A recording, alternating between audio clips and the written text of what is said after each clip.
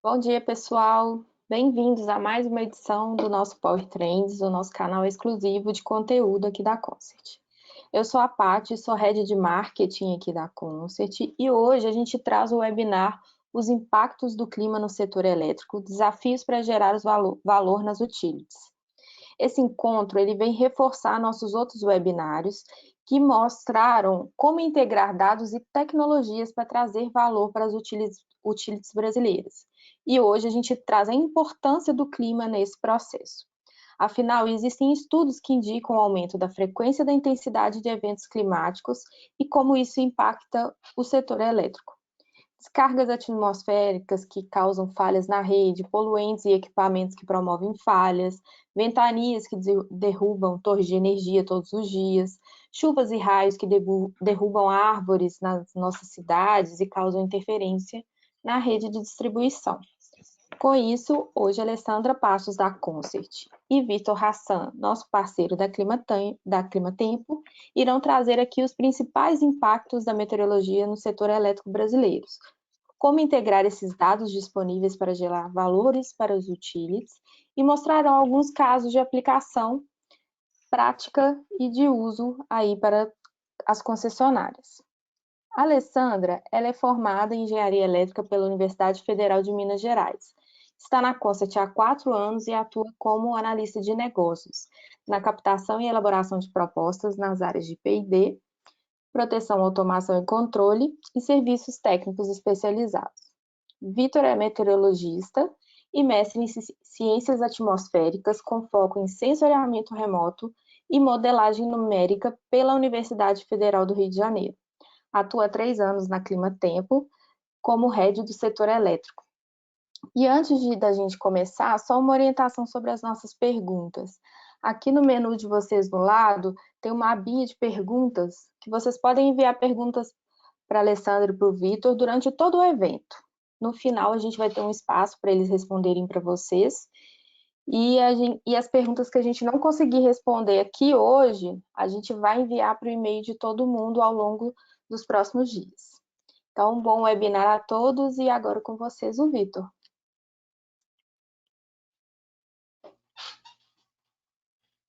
Bom, para mim é um prazer estar aqui hoje com vocês. Eu queria agradecer aí pela oportunidade, né, da nossa parceira Concert. Eu vou falar agora um pouquinho, pessoal, dos desafios da meteorologia e os impactos que acabam ocorrendo no setor elétrico. Hoje o setor elétrico, a maioria aqui que está assistindo a gente deve saber, mas a gente tem aí uma abrangência bem grande, nichos de mercado, iniciando lá pela geração de energia, depois toda essa energia gerada, você tem toda essa transmissão de energia com grandes linhas, grandes linhões que cortam aí todo o Brasil. E, finalmente, essas linhas chegam lá na distribuição, nas distribuidoras, nas áreas de concessões, que tem o objetivo de abastecer todos nós, clientes cativos no mercado. Além disso, você tem a comercialização de energia também, agora com todo esse processo do mercado livre. Então, entendo que é um mercado realmente bem complexo, é um mercado bem robusto, e a meteorologia, sem dúvida nenhuma, ela tem um impacto fundamental em cada um desses setores. Então, eu vou iniciar agora pelo setor de distribuição de energia e falar um pouquinho dos desafios que esse setor enfrenta no dia a dia operacional.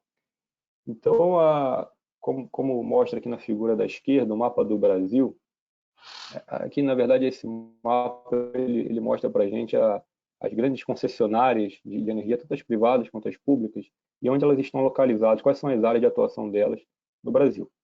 Então, assim, o primeiro grande desafio é que o Brasil realmente é um país com extensão continental. E, além disso, ele corta desde lá dos subtrópicos até a questão dos trópicos, então ele pega massas de ar, a influência de massa de ar quente, fria, toda essa dinâmica de distribuição de energia ocorre de uma forma muito intensa durante toda a época do ano. Então, aqui isso abre para a gente a figura da direita. Eu trouxe aqui os principais fenômenos meteorológicos que impactam no Brasil durante o verão, que é geralmente quando você tem maior ocorrência de cliente hora interrompido, você tem maior impacto aí nos indicadores de continuidade, que é quando realmente a gente tem o período chuvoso acontecendo com mais vigor, né? Então, aqui é só trazendo um resumo para vocês verem como é complexo esses fenômenos meteorológicos. A gente tem aqui, durante uma parte da época do ano, a atuação da ZECIT, que ela vai chegando mais próximo do Brasil, a partir de janeiro, vai tendo a partir de outubro, janeiro, vai tendo toda essa influência, até mais ou menos abril, aqui em grande parte da região nordeste, norte do Brasil. Aqui a gente consegue ver também as ACAS, muito frequente no verão, né? A zona de convergência do Atlântico Sul, e geralmente ela permanece ali por 7 a 10 dias, causando bastante chuva, intermitente em toda essa área centro-norte do Brasil, né? E sudeste também. A gente tem também, durante o verão, a possibilidade de ocorrência dos jatos de baixos níveis, e não só jatos, mas todo esse escoamento de umidade que vem da Amazônia, e acaba formando aqui no sul do Brasil grandes sistemas convectivos que causam aí impactos de tempo severo, né? Aquelas nuvens com desenvolvimento vertical altíssimo, com ocorrência de raio, granizo, vento forte, e também as frentes frias, né? As famosas frentes frias aí que acabam ocorrendo durante todo o ano, devido a essa diferença de temperatura da massa de ar que vem do polo e da massa de ar mais quente que fica aqui sobre o Oceano Atlântico, né? Então, essa dinâmica de sistemas meteorológicos, elas acabam interagindo muitas vezes juntas durante o ano, e principalmente durante o verão, causando bastante impacto em todo o Brasil. E aí, quando a gente olha a dinâmica dessas concessionárias, a gente observa, por exemplo, aqui a CPFL, né, ela tem áreas de concessão no Rio Grande do Sul e tem áreas em São Paulo. Então, essa dinâmica de operação, ela não fica restrita só ao sul do Brasil, né? Ela já pega a parte do Sudeste. A Neoenergia é outro exemplo, né, que tem aqui uma área de concessão em São Paulo e várias outras aqui no Nordeste. Então, essa dinâmica aí, eles enfrentam dinâmicas e fenômenos meteorológicos diferentes durante todo o ano, e esse planejamento é importantíssimo, né? Passa o slide, por favor. Então, aqui quando a gente traz, por exemplo, para o sul do Brasil, a gente observa o quê? Vamos dar um exemplo aqui mais focado no Rio Grande do Sul, né, onde a gente tem diversas aqui concessionárias, mas a gente observa que a RGE realmente é a concessionária que pega a maior parte aqui do estado. O objetivo da distribuição de energia realmente é manter essa continuidade nos indicadores, né, e abastecer de forma contínua toda a população. Então, primeiro, tem regiões que são realmente mais populosas do que outras, né? E segundo, que, por exemplo, para esse caso aqui do dia 30 de outubro de 2019, aqui a gente observa, por exemplo, no estado do Rio Grande do Sul, um grande sistema convectivo. Quando ele adentra o estado do Rio Grande do Sul, ele não vai ventar igual e não vai chover igual em todas as áreas, né? O impacto meteorológico em cada área é diferente. Então, o pessoal da distribuição, eles precisam se planejar, eles precisam ter aí, talvez, com alguns dias, primeiro um planejamento com alguns dias de antecedência, para eles, além de programação de hora extra, de folga de time operacional, de manutenção, tem todo realmente, no mais curto prazo, aquele planejamento de modelagem de equipe. Ainda mais num estado como o Rio Grande do Sul, por exemplo, que eu tiver que deslocar uma equipe do norte, do sul do estado, eu demoro aí um dia de deslocamento de carro. Essa dinâmica, esse planejamento é importantíssimo para garantir a continuidade de energia para toda a população e evitar multas, por exemplo, né? Se a gente for pesquisar lá no site, no órgão oficial, a gente consegue identificar algumas empresas de concessão que pagaram na ordem de milhões de reais em multas aí, durante um ano, de acordo com a continuidade, os indicadores de continuidade, né? Então, essa dinâmica de planejamento é importantíssimo para o setor de distribuição. E aí eu vou trazer mais lá na frente, né, alguns cases práticos indicando como é que está o estado da arte hoje, como é que a gente tem trabalhado em parceria aí com a Concert, toda essa análise de dados, né, porque a gente realmente precisa de dados, e não só de dados meteorológicos, mas de dados de redes, da rede da área de concessão, né, porque às vezes em uma região você tem uma rede mais robusta, em outra região você tem uma rede, às vezes, com poste de madeira, por exemplo, e com muitas árvores ao redor. Então, essa dinâmica das redes dos indicadores operacionais das empresas, elas são muito importantes para a gente fazer uma correlação com o clima e acertar nessa tomada de decisão do dia a dia do operador, tirando essa subjetividade da mão dele. Mas isso aí eu vou explicar com mais detalhes com um case prático que a gente tem desenvolvido aí, já com P&D no mercado, mas lá na frente.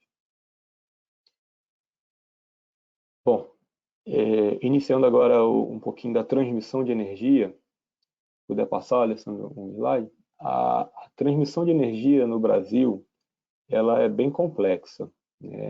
Aqui é um pouquinho, ainda é um pouco mais complexa que a distribuição, porque uma empresa ela tem um ativo que pode cortar o Brasil inteiro, praticamente, né? E quando você fala do Brasil inteiro, você tem...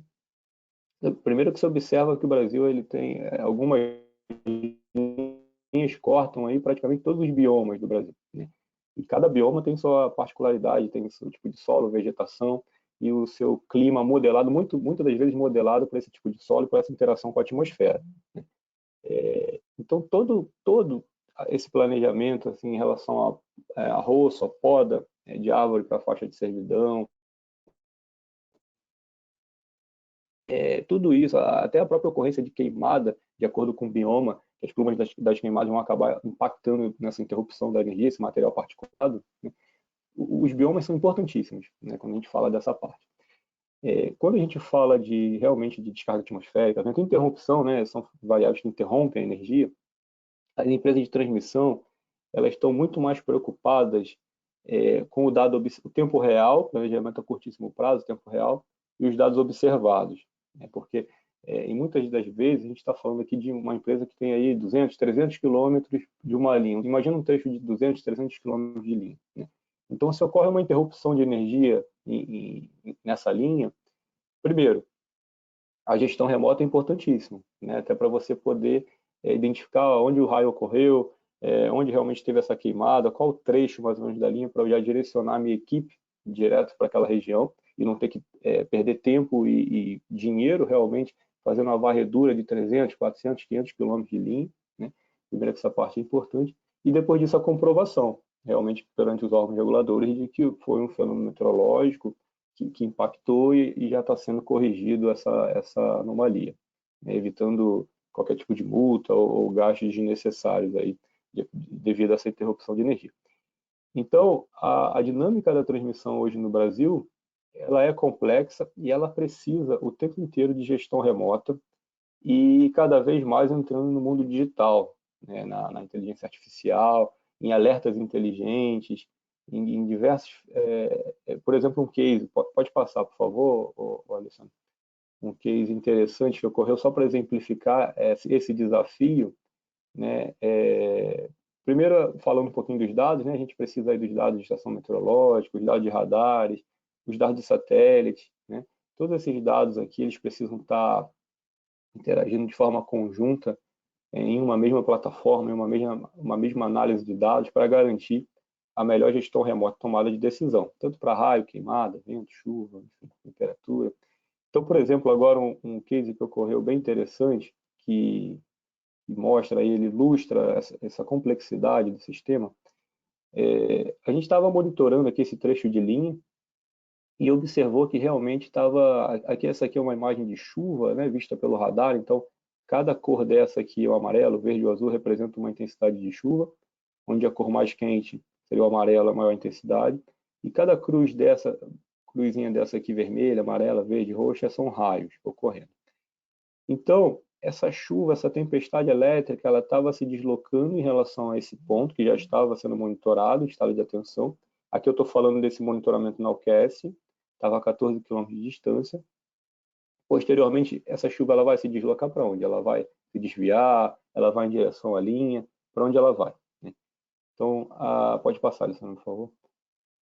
Em seguida, essa chuva, de fato, ela ganha mais força, essa massa de tempestade ganha mais força e se aproxima do trecho de linha monitorado. A gente já está a 4 km de distância do trecho, o impacto realmente vai ser iminente. Mas e agora? Será que essa chuva de fato vai causar uma interrupção? Esses raios, toda essa dinâmica de vento associada vai causar interrupção ou não nesse trecho de linha? Então aqui a gente fica num momento interessante, porque os operadores do centro de transmissão já estão observando isso, já estão sendo alertados, mas ainda não, e muitas das vezes ainda não há necessidade de você despachar uma equipe, visto que pode ser que realmente isso passe e não tenha nenhum tipo de interrupção. Mas nesse dia, por coincidência, tinha uma equipe de operação sobrevoando a linha. Você pode passar, Alessandro, por favor, o próximo slide. E eles estavam em contato direto com a gente e realmente eles ficaram com medo de adentrar nessa tempestade, eles tiveram de pousar a aeronave, tiraram uma foto e mostraram para a gente, né, de fato, aquele monstro que estava lá, realmente um céu muito escuro, provavelmente com granizo, com correntes fortes aí nas nuvens e que podiam até causar a queda da aeronave. Então, nesse caso aqui, a gente teve até uma questão de vida humana em jogo, né? E depois que essa tempestade passa, aonde que ocorreram os raios na faixa de transmissão? De fato, aonde que ventou mais forte? Então, essa dinâmica, e se houve uma interrupção, mas qual raio caiu mais perto? Foi por causa do raio, foi por causa do vento, ou foi uma queimada? Então, essa análise de dados, essa gestão de dados, essa gestão remota é importantíssima para o dia a dia operacional do setor de transmissão, mas ainda assim a gente tem muitos desafios que fazem parte do nosso dia a dia, como é o caso, por exemplo, da questão dos ventos, né? Essa medição de vento com estação meteorológica, ela ainda é bem precária no Brasil. O ideal seria ter uma estação, um anemômetro a cada torre, só que realmente é um custo alto. E mais na frente eu vou adentrar num case específico falando só dessa parte de vento, que realmente é uma parte que a gente precisa melhorar e precisa desenvolver, né, junto com projetos e ter uma atenção especial. Pode passar, Alessandro, por favor. Agora entrando aqui um pouquinho na questão das queimadas, né, que são muito importantes para o setor elétrico, a gente está realmente entrando, aqui foi um gráfico que eu gerei com 20 anos de queimadas através de sensor MODES, embarcado no satélite Terra. A gente observa que a partir de junho e julho já é realmente o período mais seco, a gente começa a ter o crescimento dessa queimada, que eu dividi por bioma, né, dos pixels queimados no Brasil por bioma. Então, Alessandro, acho que saiu a tela. Então, a gente observa que o Cerrado é o bioma que mais queima, logo em seguida a Amazônia e Mata Atlântica, mas o foco é o momento que a gente está, né? A gente está em julho, entrando em agosto, e realmente agosto, setembro e outubro são os meses realmente mais propensos à ocorrência de queimada a nível Brasil, e isso acaba impactando muito no dia a dia operacional das empresas de transmissão, né? Só que como monitorar isso? A gente pode monitorar com câmera termal, com drone, realmente são mais custosos, e também com satélites. Os satélites são de fato, se você puder passar, Alessandro, por favor, um slide, os satélites são de fato os sensores aí com custo-benefício melhor, né, que a gente tem hoje, só que ainda assim com alguns gaps relacionados, né? Por exemplo, eu trouxe uma imagem aqui no interior de São Paulo, de uma área queimada, próximo à linha de transmissão, que ocorreu a interrupção dessa linha devido à pluma de material particulado. E quando a gente vai trabalhar com onde ocorreu essa queimada, onde o satélite identificou esse pixel queimado, a gente dá de cara com bastante nebulosidade associada, né?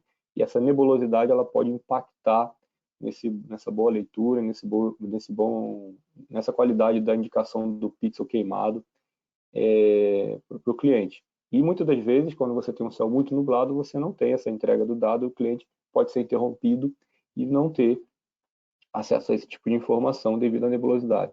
Então, cada sensor desse, né, que eu comentei acima, ele tem seus desafios, ele tem seus gaps, tem seus lados positivos, mas ainda assim, para a parte de queimada, a gente tem muito para evoluir e tem bastante coisa para pesquisar e avançar, né, e não só trabalhar com satélite. Pode passar, por favor. E por fim, pessoal, agora entrando um pouquinho aí na parte de geração eólica, está realmente crescendo muito, né? Aqui eu trouxe um dado da EPE, do relatório da EPE de março de 2020, A gente observa aí que durante os últimos anos, né, os leilões aí para novos ativos, para operação, para construção e operação de novos ativos, eles vieram crescendo muito, né, para ativo eólico, essa curva cinza. Então a gente observa que ele vem ganhando força ali a partir de 2009, ele vem ganhando bastante força, se mantém constante, e agora começa a competir bastante aí com as usinas fotovoltaicas. Mas focando na gestão eólica, no setor eólico, que realmente é um setor muito promissor no Brasil, principalmente agora com todo esse incentivo e muitas empresas de operação começando a criar, né, mesas de comercialização internamente, começando a buscar essa operação no mercado livre. É um setor que é muito promissor e realmente tem muita coisa para a gente entender, pesquisar e melhorar. Quando a gente diz respeito a vento, para esses caras, a gente está falando de receita. E a meteorologia, esses ventos, eles são completamente modelados por fenômenos meteorológicos, como eu disse anteriormente. E quando a gente olha, a gente observa uma concentração bem grande. Esse aqui é um mapa da ANEEL, né? Com uma concentração bem grande dos parques eólicos, dos ativos eólicos no Nordeste e no Sul do Brasil. Isso aqui não é à toa, né? Isso aqui está muito relacionado à qualidade dos ventos nessas regiões. Então, pode passar, por favor, Alessandro, no slide? Então, o que a gente observa? Por que isso? Por que isso ocorre, né? No Brasil, a gente tem, aqui eu trouxe os fenômenos aí que impactam mais em altos níveis da atmosfera, principalmente no verão, aí pega ali um pouquinho do segundo semestre, um pouquinho do primeiro semestre, mas ainda assim aí a safra de vento, a melhor qualidade dos ventos aí geralmente ocorre no segundo semestre do ano, lá para o pessoal do Nordeste, e isso está muito relacionado pelos fenômenos meteorológicos que atuam, né, nessa época do ano. Então a gente observa aqui um grande fenômeno que impacta diretamente na qualidade dos ventos, que é a ZECIT, que é a Zona de Convergência Intertropical. Dependendo do ano, como ocorreu agora nesse último ano, a gente observou que a safra foi bem impactada, até o primeiro semestre também teve um impacto, né, comparado com os últimos anos. O pessoal ficou muito preocupado, né, os acionistas, as empresas, grande parte da operação ficou preocupado com os próximos meses, como é que vai ficar, né? E esse fenômeno, às vezes, ele fica, na verdade, ele fica se movimentando, né, de acordo aqui com o aquecimento das águas do Atlântico, essa convergência dos alísios, gera essa nebulosidade associada, e ele fica se movimentando de norte a sul, e geralmente ele tem a sua posição mais ao sul, ali em março, abril de cada ano. E existe alguns anos que essa zona de convergência ela tende a permanecer e persistir por mais tempo aqui no Nordeste, né, na sua posição mais ao sul, o que impacta na qualidade dos ventos, né? Essa chuva, tudo isso associado acaba diminuindo aí essa geração eólica. Então essa projeção, essa modelagem desse fenômeno é algo crucial, é algo importantíssimo. Junto com ele a gente tem aqui as ACAS, né? A Zona de Convergência do Atlântico Sul. E aí vocês vão perguntar, mas as ACAS, o impacto dela não é no Nordeste, né? Ela fica mais concentrada aqui no centro-norte, no sudeste do Brasil. Mas para formar as ACAS em altos níveis da atmosfera, essa alta da Bolívia ela tem que estar bem acoplada com o vórtice ciclônico. Por continuidade de massa, eles formam em baixo nível esse corredor de umidade que a gente chama de ACAS. E esse vórtice ciclônico ele acaba impactando diretamente na qualidade dos ventos, dependendo do local onde ele esteja, a sua borda ela é impactada diretamente com tempo severo, chuva e acaba impactando nessa qualidade dos ventos. Então aqui é só um exemplo, né, das dinâmicas meteorológicas. A alta subtropical também é importantíssima, quando ela está mais, dependendo da posição dela, ela ajuda ou desfavorece essa qualidade dos ventos. Então é um exemplo de como é complexo esses fenômenos meteorológicos que atuam no Nordeste e também no Sul, como as frentes frias, e acabam impactando nessa geração de energia eólica, né? Mais para frente eu vou trazer um case prático e falar um pouquinho realmente de como a gente pode melhorar, principalmente no longo prazo, com a entrada dessas empresas no mercado no mercado livre, realmente operando, vendendo e comprando energia. Esse planejamento a longo prazo é importantíssimo para esse planejamento de fluxo de caixa e tomada de decisão. Pode passar, Alessandra, por favor.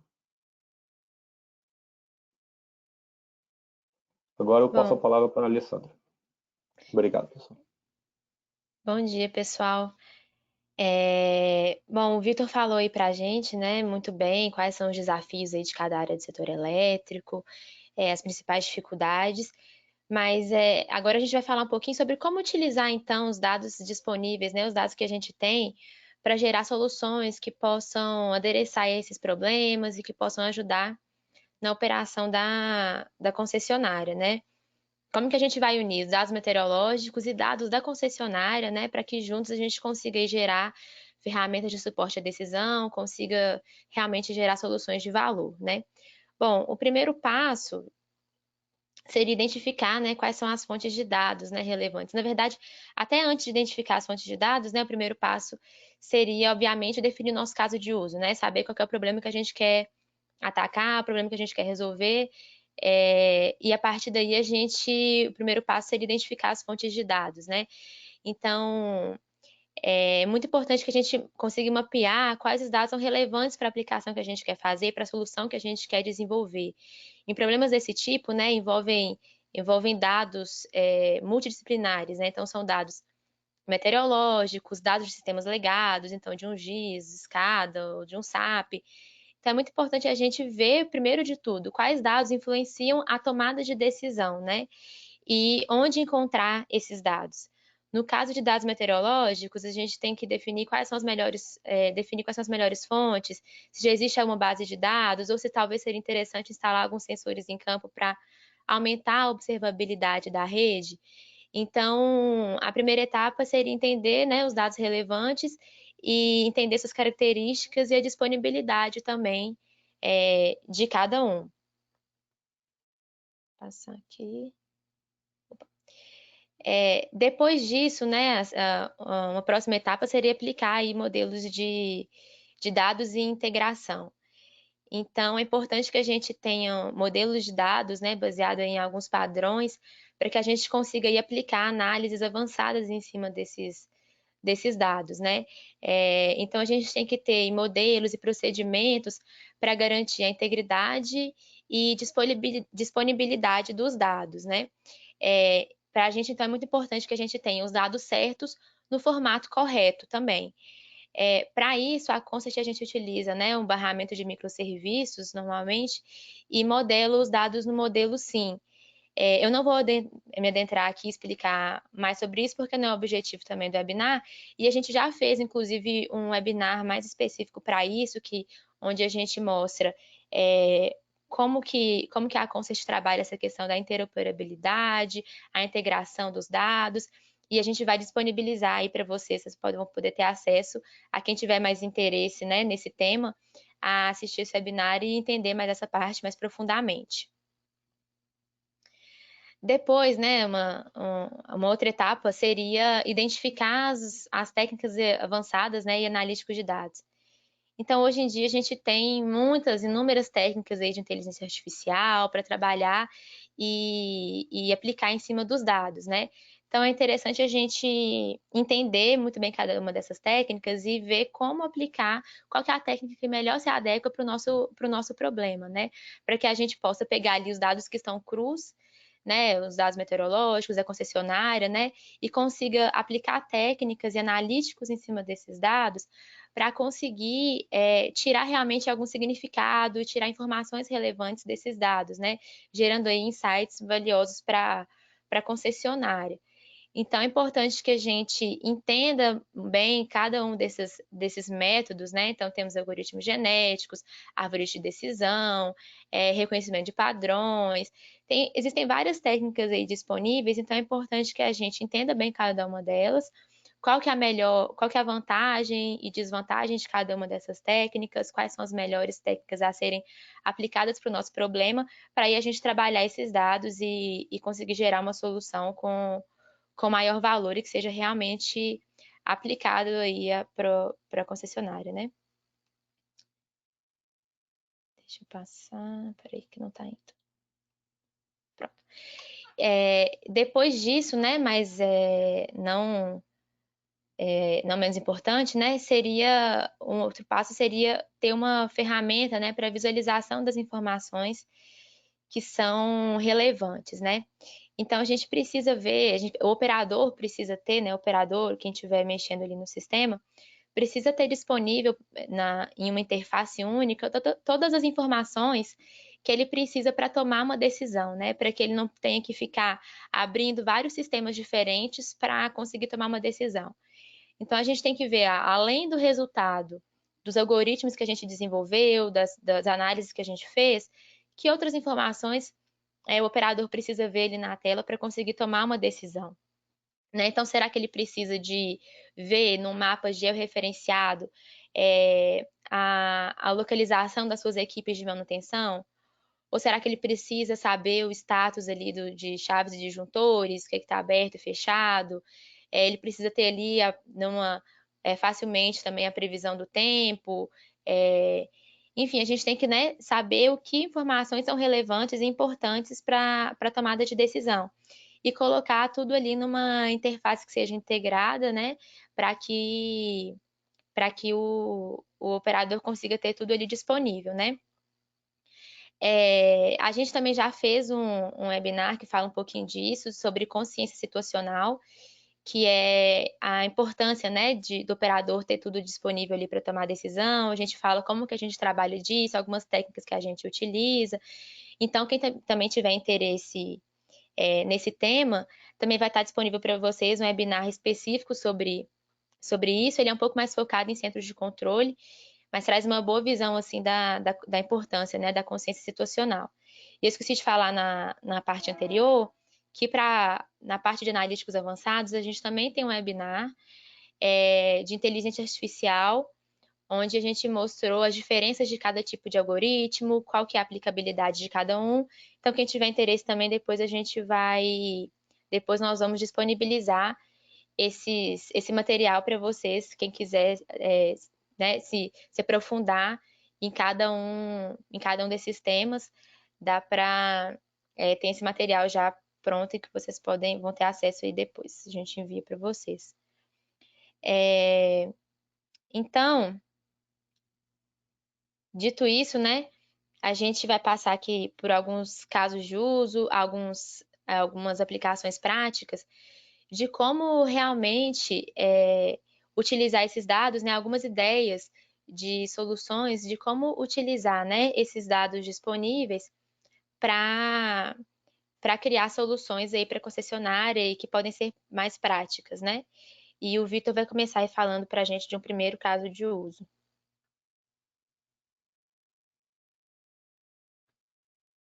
Sim. Bom, pessoal, vamos lá. Relembrando um pouquinho lá da questão da distribuição de energia, né, e fazendo um link, um gancho aí com o que a Alessandra comentou, a gente, de fato, hoje a gente está vivendo num mundo cada vez mais digital, um mundo cada vez mais acelerado, e um mundo onde a tomada de decisão ela precisa ser mais rápida e prática. E não é diferente para o setor de distribuição. Imagina o operador, ele está lá para tomar no centro de operação, tomando decisões, e aí a gente está indicando para ele que está vindo uma frente fria, por exemplo, no estado do Rio Grande do Sul, e que essa frente fria ali ela vai causar um vento, por exemplo, de 60 km por hora em três cidades, 4 cidades. Será que esse vento de 60 km por hora ele vai causar o mesmo impacto em cada uma dessas cidades? Ele vai realmente prejudicar aí a continuidade os indicadores de continuidade, o cliente hora interrompido da mesma forma? Ou será que a meteorologia, essa indicação de 60 km por hora, ela não deveria estar associada também com a dinâmica da rede, com o índice de pessoas, população, né? E como isso vem impactando ao longo dos últimos anos em cliente hora interrompido, por exemplo, né? Então, o objetivo, a gente realmente finalizou, é um projeto inovador que a gente tem, a Climatempo tem em parceria com a CPFL Energia, a gente criou de forma inovadora uma solução para realmente tirar a subjetividade do processo.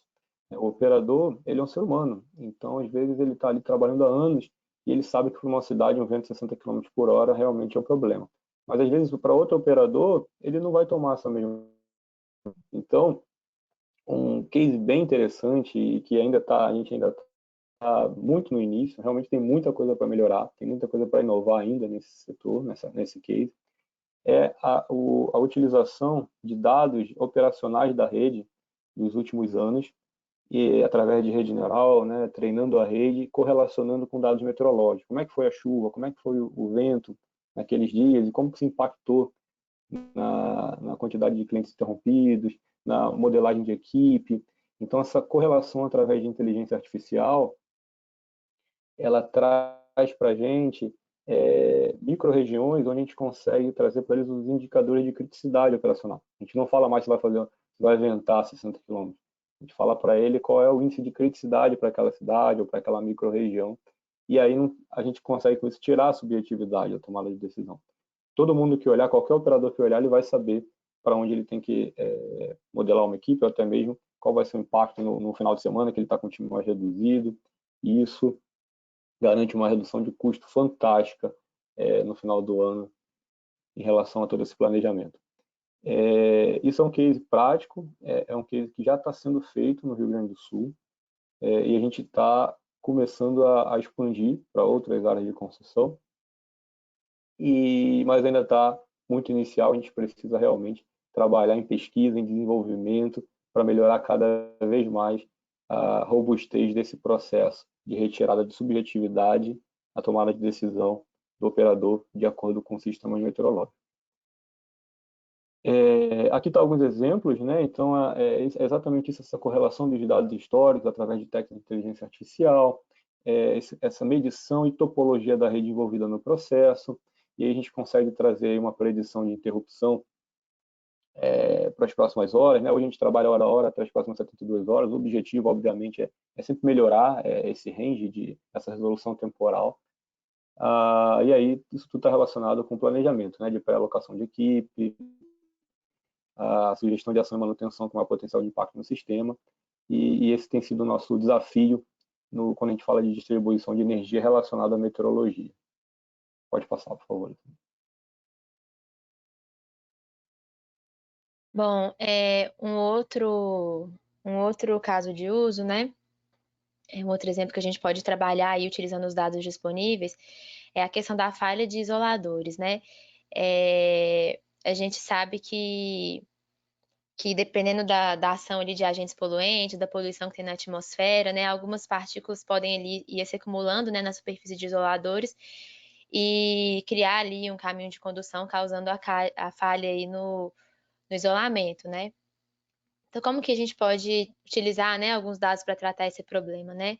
A gente pode pegar, por exemplo, as informações de cadastro dos isoladores, o tipo de isolador, né, o material, a sua forma, né, associar, né, fazer o monitoramento da poluição atmosférica e criar ali correlações para determinar o risco de falha de um isolador, né, considerando a localização do isolador, as características dele, né, as condições climáticas que ele está submetido, e aí dá para a gente criar, né, priorizar a manutenção desses isoladores, né, determinar qual isolador é mais importante quais são os isoladores mais importantes de limpar, né, baseado numa análise objetiva, né, como o Victor falou, tirando a subjetividade, né, eu acho que em tal região tem mais poluição, então vou fazer a manutenção ali mais frequente, né? A gente consegue, com esses dados, né, fazer uma análise e conseguir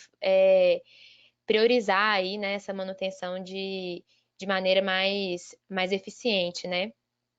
Dá para a gente também utilizar sensores de campo e utilizar também aí o histórico de manutenção dos isoladores para criar aí esse calendário otimizado, né? Vamos dizer assim, para otimizar também os custos de operação e manutenção, e até no caso de projetos de novas linhas, né? Isso poderia auxiliar a escolha da cadeia de isoladores mais apropriada para determinada região, com base nos dados que estão sendo monitorados.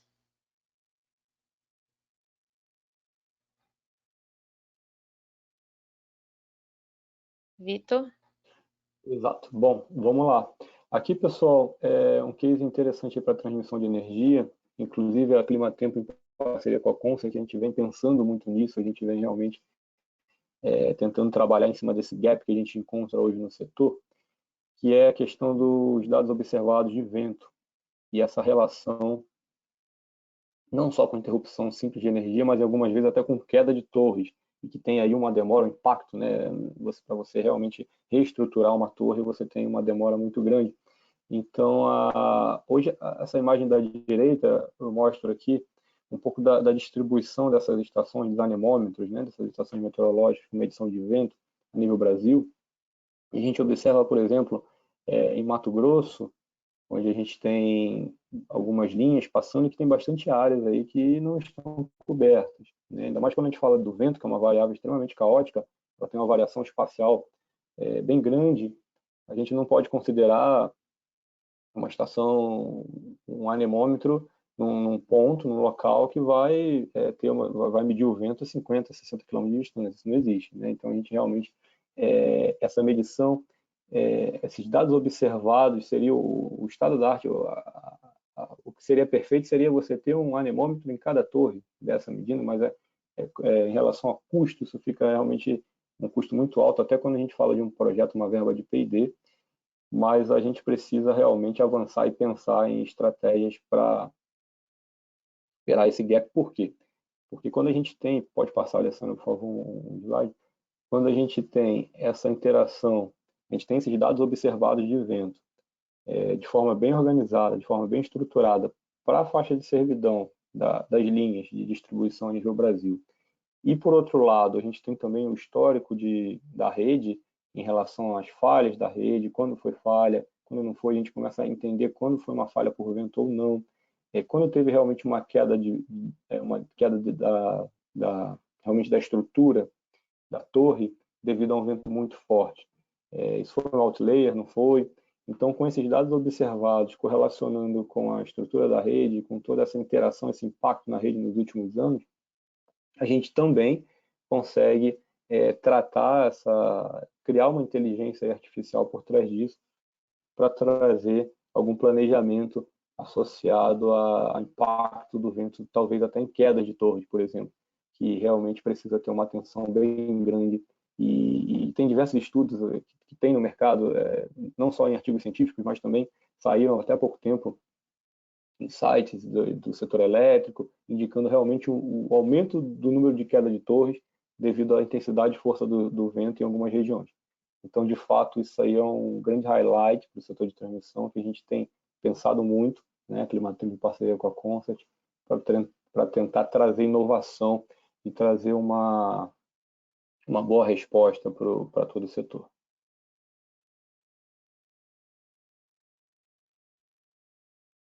Bom, um outro caso também diz respeito à gestão da vegetação, né? A gente sabe que a vegetação que está ali próxima da rede pode acabar causando algumas ocorrências, se encostar na rede. Então, é um outro problema que pode ser solucionado, né? Tratando alguns dados. A gente pode aí utilizar um cadastro, né, de árvores que a concessionária possua, e podemos também enriquecer, né, esse cadastro utilizando sensoriamento remoto. A Consett, inclusive, tem uma solução já desenvolvida, né, para esse problema. Temos também um webinar específico dessa solução, onde a gente apresentou essa solução mais detalhadamente, né, que vocês vão poder ter acesso também.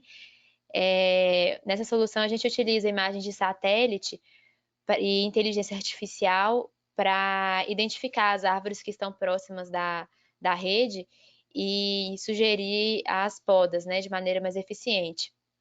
Então, a gente consegue priorizar as podas baseado em alguns critérios, né, e gerar aí um calendário de podas, né, considerando a espécie, né, porque o algoritmo de inteligência artificial também é capaz de identificar qual que é a espécie da árvore. Então, a gente consegue gerar um calendário considerando a taxa de crescimento da espécie, a localização das equipes, né, um calendário otimizado. E está no roadmap da solução também a gente considerar na taxa de crescimento da árvore, considerar as condições climáticas específicas de cada região, né? Porque não é apenas a espécie da árvore que influencia, né, na sua taxa de crescimento, mas as condições climáticas a que a vegetação está submetida também influencia na taxa de crescimento, né?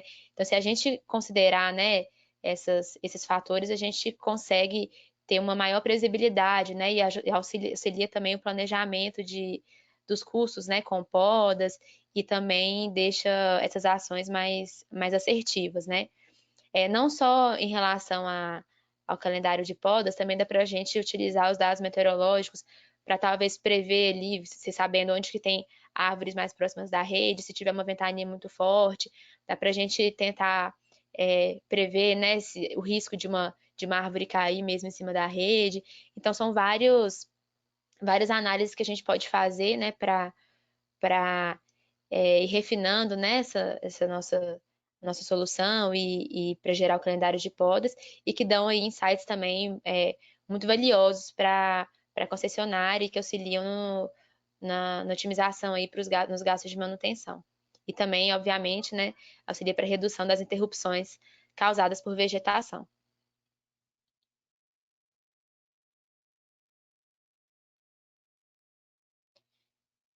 Bom, Vitor? pessoal, por fim, né, trazendo aqui um case da geração eólica, hoje, como eu disse anteriormente, né, esse incentivo da operação no mercado livre e as próprias empresas, grandes empresas aí que operam no setor eólico, elas têm se movimentado para começar a operar no mercado livre, têm criado aí, estão iniciando um processo de criação de uma área de comercialização dentro dessas empresas. Então, essa gestão eólica, ela está caminhando cada vez para algum tipo ali de realmente, quanto mais você souber o futuro, né, quanto mais você souber como é que vai estar essa geração relacionada ao vento, obviamente, mais você vai conseguir ter bons negócios e operar nesse mercado livre de energia. Né? Ao invés daqueles contratos realmente fechados, né, durante o ano, essas empresas e todas essas pessoas envolvidas vão precisar ter um acompanhamento muito interessante dessa geração a longo prazo, que como já ocorre hoje com a questão das comercializações de energia, mas muito focados aí na parte de chuva, né, vazão, nas hidrelétricas e tudo isso. Então, essa dinâmica centrada das eólicas nesse sentido faz com que abra realmente um gap e ao mesmo tempo uma oportunidade para a gente evoluir e entender como correlacionar, como caracterizar climatologicamente todos esses fenômenos meteorológicos que impactam nas regiões do Brasil. E nos últimos anos, aí você pode levar em consideração diversos fatores, até de teleconexões, como El Niño, entre outros, como que esses fatores correlacionados a esses fenômenos meteorológicos impactaram no passado nessa geração de energia para cada parque. Como foi isso? Então, desde o momento que você entende isso, correlaciona isso, você consegue, de fato, iniciar um estudo. A gente fala muito de rede neural, hoje em dia fala muito de inteligência artificial, porque realmente hoje é uma das tecnologias que fazem com que a gente consiga entender melhor, correlacionar o passado, entender melhor, treinar essa rede baseada no passado para trazer previsões futuras. Né? Mas existem também, a gente pode fazer isso através de modelagem numérica, mas é sempre bom você ir comparando um com o outro para tentar trazer, por exemplo, uma previsão a longo prazo, né? Indicando como é que vai estar essa tendência da qualidade dos ventos para os próximos meses, por exemplo, né? Agora com esse último ano com essa qualidade abaixo da média em relação ao vento, muitas empresas ficaram muito preocupadas em relação a como é que vai ficar, a gente vai fechar o ano, a gente vai conseguir bater a meta ou não do ano em relação à qualidade dos ventos. Então, esse assunto, né, que eu estou trazendo aqui para a mesa, realmente ele abre uma ramificação enorme de possibilidades e oportunidades para pesquisa, para desenvolvimento, e a gente está só começando.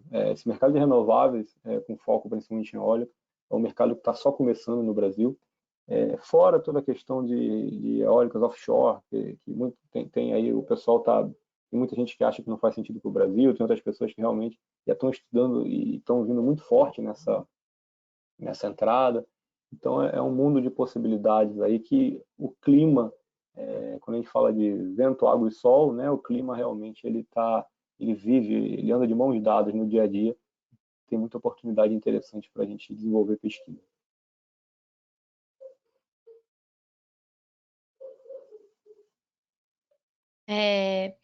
O último case aqui, né, tem a ver com a geração distribuída e a carga da rede, né, porque a gente sabe de maneira subjetiva que o clima ele exerce grande influência nos padrões de consumo, né? Quando está mais calor, as pessoas ligam o ar-condicionado e também influenciam aí, obviamente, a geração distribuída, né? No caso de energia solar, se tem mais sol, a produção é maior, né? Então a gente consegue usar aí dados históricos, né, meteorológicos e também de geração de carga para criar, para tentar identificar padrões, né, e entender o comportamento da carga e da geração distribuída com o clima, né? E também das perdas também, né? A gente pode tentar encontrar alguma relação né, do clima com as perdas não técnicas. Será que as pessoas, quando vão ligar o ar-condicionado e o consumo vai aumentar, elas vão e ativam algum gato que elas têm né, em suas casas? Será que tem alguma relação? Então, a gente consegue utilizar aí alguns dos dados históricos, né? Trabalhar, aplicar analíticos em cima disso, para tentar entender como que funciona esse sistema, né? E a partir daí, né, a gente consegue, a partir dessa análise, dá para a gente partir das previsões meteorológicas, né, e para tentar prever o comportamento da geração distribuída e da carga em algumas regiões, né, em regiões determinadas. Então, a gente consegue utilizar a identificação de padrões e criar correlações para gerar aí insights, né? E insights poderosos para a concessionária, né? Então, esse tipo de análise é muito interessante e gera, eu acho que, muito insights valiosos, assim. Bom, gente, da nossa apresentação foi isso, né? Espero que vocês tenham gostado. E agora a gente tem uma parte de perguntas. Isso. A gente agradece aí a Alessandra e o Vitor pela disponibilidade. Temos algumas perguntas aqui.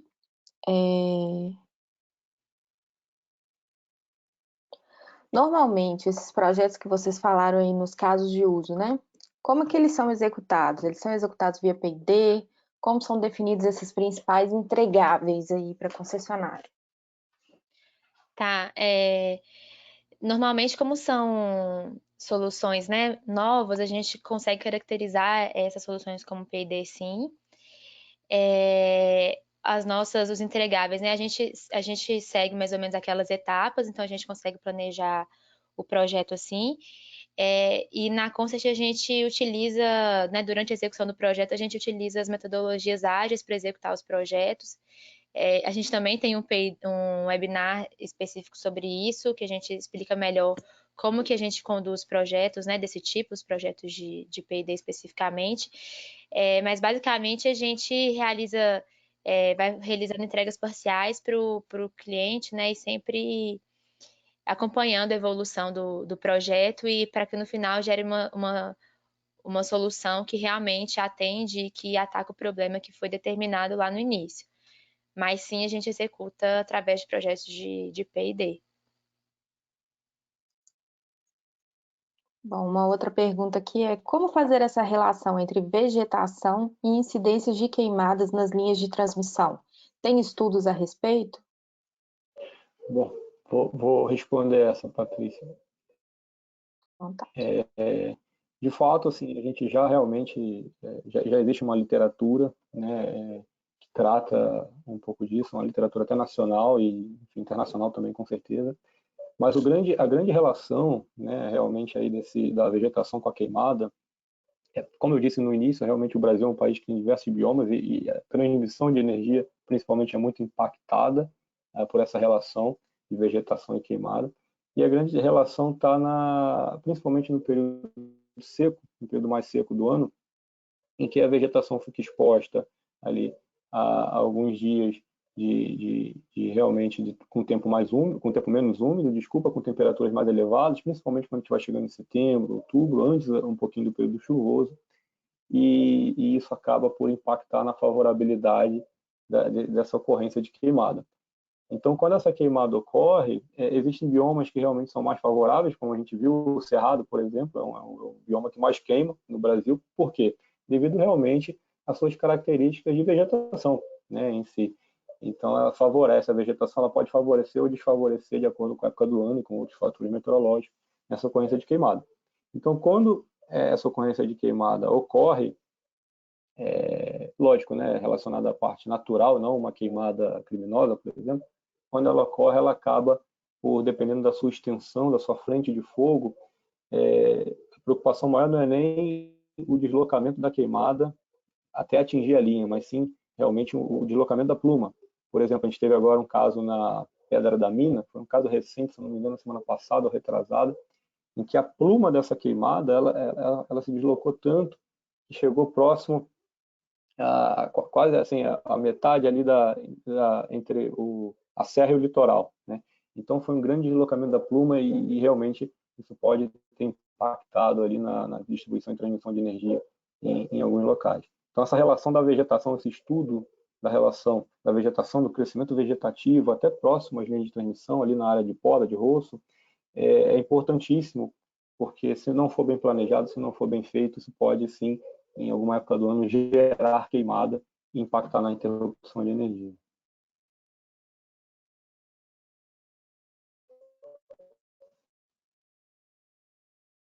Silêncio.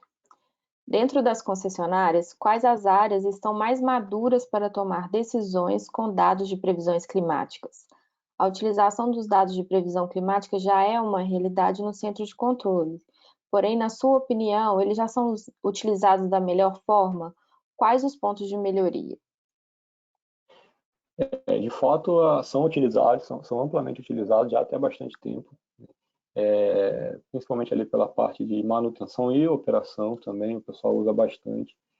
Só que é aquele negócio, né? O pessoal não é meteorologista, e ainda que fossem, quando eu sou meteorologista, eu tenho colegas meteorologistas e a gente tenta sempre levar para o lado técnico, mas ainda assim a subjetividade faz parte, né, da tomada de decisão do ser humano. Então, o grande gap aí, o que realmente dá para a gente melhorar nisso é, de fato, nessa subjetividade, é tirar um pouco essa subjetividade, tirar essa indecisão ali, o que vai acontecer, como é que eu tenho uma informação, eu sei que vai chover nessa área, mas e agora? O que eu faço com essa informação? Realmente eu remanejo uma equipe ou não? Será que essa chuva vai impactar na minha rede ou não? Então, tirar essa subjetividade e falar para ele, olha, de acordo, ali você vai ter ali você tem um alto índice de criticidade operacional de acordo com a meteorologia, é muito melhor para ele tomar a decisão do que ele ter que realmente fazer toda essa correlação a curtíssimo prazo em um momento de operação. Então, para mim, assim, a meteorologia já vive dentro das distribuidoras, muitos deles já conhecem, e algumas pessoas até que eu conversei falam em termos técnicos até, mesmo sem ser meteorologista, mas essa subjetividade, essa tomada de decisão é onde a gente pode e deve melhorar. É sabido que os limites de utilização das linhas de transmissão dependem da temperatura ambiente e dos ventos do local da linha de transmissão. Vocês têm alguma experiência nesse assunto? Tem alguma proposta para trabalhar nisso? Isso é uma ótima pergunta, né? E entra um pouquinho naquilo que a gente está comentando, que a gente comentou no webinar, né? Hoje, essa medição, os dados observados são importantíssimos para a gente realmente começar um trabalho até de pesquisa para uma linha como um todo, né? Hoje, quando a gente vai, por exemplo, está planejado pela EPE vir mais 50 mil quilômetros de linha nos próximos anos, né? Imagina você ter que colocar uma estação meteorológica dessa para dado observado a cada 500 metros, né? A cada 1 quilômetro de linha. Realmente é muito custoso, é um investimento altíssimo. Então, a grande dificuldade, né, a gente realmente suprir esse gap de dado observado de uma forma que faça sentido, para através desses dados observados a gente começar a melhorar ainda mais essa relação com a capacidade da linha, né? Realmente com esse suporte da linha, como por exemplo a gente faz com raio, né? Existem diversas empresas que a gente fornece os dados de raio por faixa de servidão da linha e no final de um ano eles criam a densidade de raio para aquele trecho de linha e eles identificam se essa densidade está aumentando ou diminuindo de acordo, lógico, com uma faixa de servidão, eles geralmente consideram 1 quilômetro, 500 metros, então eles conseguem ver se essa densidade de raio está aumentando ou diminuindo e se a rede vai suportar ou não isso, né? Então, esse é um trabalho que a gente pode, sim, começar a fazer, inclusive com trecho de linhas menores, instalar anemômetros, instalar estações meteorológicas com medição de temperatura, e começar a mapear essa linha e indicar até uma previsão depois com inteligência artificial, indicando realmente daqui a algum tempo como que vai ficar a vida, né, a vida útil dessa linha, de acordo com o aumento ou diminuição de temperatura ou até com intensidade de vento fora do normal que podem ocorrer, dependendo do local da linha. Bom, então vamos para uma última pergunta. Podemos afirmar que já é comum no setor aplicações como os cases apresentados, ou é muito incipiente? Quais as principais dificuldades que enfrentadas? Bom, hoje realmente os cases apresentados, né, em relação à parte de transmissão, no primeiro momento, quando a gente fala lá de raio, queimada, a gente já é comum, já faz parte do dia a dia operacional deles. A gente realmente precisa melhorar em pesquisa, né, nesse sentido. Por exemplo, a questão de vegetação, né, poda de árvore, então crescimento vegetativo para a linha de transmissão, importantíssimo para um planejamento de fluxo de caixa do pessoal da operação de transmissão a longo prazo, porque às vezes eles planejam um fluxo de caixa para o próximo ano, só que por algum motivo eles têm que realmente gastar muito mais do que o planejado. Então, esse planejamento a longo prazo é interessante, ainda está muito incipiente, né? Esse projeto que a gente ganhou um prêmio agora no ano passado com a CPFL, da parte de distribuição que eu mostrei, está começando agora, né? Está sendo aplicado agora lá na RGE Sul e em São Paulo também. Então, assim, ainda está iniciando, mas é algo que a gente precisa ganhar força, a gente precisa realmente pesquisar mais e trazer mais benefícios para esse tipo de metodologia. E a parte de eólica também, que eu comentei, realmente está... A eólica vive, respira meteorologia, né? Mas essa tendência a longo prazo para comercialização e operação no mercado livre está realmente muito incipiente, a gente precisa avançar com muito mais força aí nesse sentido também. Só complementando, acho que até vai de encontro com a pergunta anterior também, né? Esses sistemas, né, de previsões meteorológicas são muito utilizados, mas acho que o que está faltando e que está muito inicial ainda são essas novas iniciativas, né? São iniciativas diferentes, coisas novas, maneiras novas de analisar os dados e para trazer essa visão, tirar essa subjetividade, né? Então, eu acho que é muito feito ali o comum, né? O arroz com feijão, que tem ali nos sistemas de monitoramento, mas ainda falta fazer algo, tá faltando fazer algo diferente, né? Essas iniciativas que a gente mostrou, né, nos cases, né, que tem algumas ideias de como correlacionar dados e criar, né, novas ideias a partir disso, isso ainda é muito novo, né?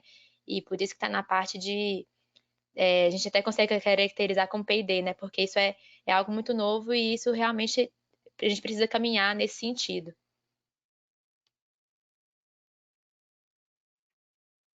Bom, gente, a gente agradece aí a Alessandra e o Vitor. A gente agradece também a Clima Tempo, né, pela parceria aí em vários projetos e também no webinar. No próximo slide aí tá o contato da Alessandra e do Vitor. Eles estão à disposição aí para entender melhor o problema de vocês e o seu negócio. O QR Code vai para o LinkedIn. O QR Code vai para o LinkedIn dos dois. E no próximo slide também sigam a Clima Tempo e sigam a Concert aí, fiquem por dentro das nossas novidades e estender essa conversa aqui desse encontro, além do encontro, né, nas mídias sociais. Oi, Vitor. Só considerando, corrigindo, Patrícia, o meu contato ele ficou errado ali, ficou @concert, mas é só para o pessoal saber que é @climatempo. climatempo.com.br. Desculpa. E a gente também deixa ali no final o QR Code para o nosso canal do Power Trends, onde vocês conseguem acessar todos esses webinars que a Alessandra falou com vocês aí, de consciência situacional, de inteligência artificial, modelagem de dados através da plataforma Multiserviços, P&Ds através de metodologias ágeis. Então, entrem aí no nosso canal e assistam os demais webinários, estão disponíveis para todo mundo. Amanhã vocês vão receber no e-mail a gravação desse webinário de hoje. E também, assim que a gente acabar aqui, vai ter um espaço para responder uma pesquisa e a gente ficaria muito feliz se vocês respondessem e dessem um feedback do nosso evento. E também, se quem quiser entrar em contato com a gente, tem uma pergunta lá para responder se você deseja ter um contato do nosso time. Então, ao longo dessa semana, relembrando, a gente manda as perguntas para vocês, das respostas, e a gente agradece todo mundo, agradeço de novo ao Vitor e à Alessandra aí pela disponibilidade. Obrigada a todo mundo e vamos juntos aí continuar promovendo a inovação e agilidade aí no mundo 4.0. Um abraço a todos. Obrigado, pessoal. Obrigada, gente. Bom dia a todos. Bom dia. Bom dia.